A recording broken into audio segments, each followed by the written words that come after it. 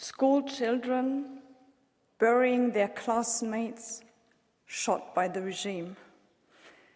Video snippets, electricity cut off, people screaming, gunshots, and then silence. It's always the same patterns, colleague. The regime shuts down the internet, it kills in darkness, and that is why it is our job to put the spotlight on what is happening in Iran. There are even testimonies that the revolutionary guards picked the most beautiful of the protesters, boys and girls, and then raped them, so that others do no longer dare to raise their voice. And colleagues, I want to know what happens, and I don't want those responsible for these atrocities to get away with it.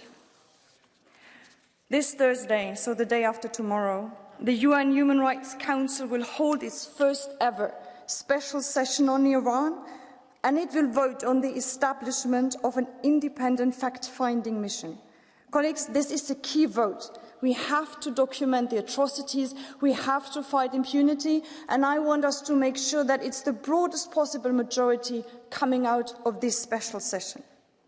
And then there will be December 12th. It's another Foreign Affairs Council. And the 227 Iranian members of parliament who asked for severe punishment, they are still not on the sanctions list. We have their names. We know their offence. And the colleagues pointed it out.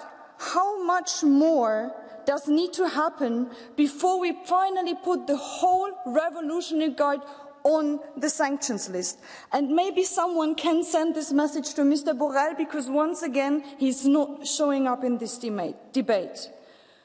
I understand well there is only so much we can do from the outside.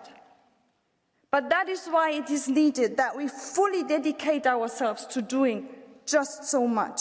This is the least we owe to the brave protesters who stand up against deadly suppression in Iran every day.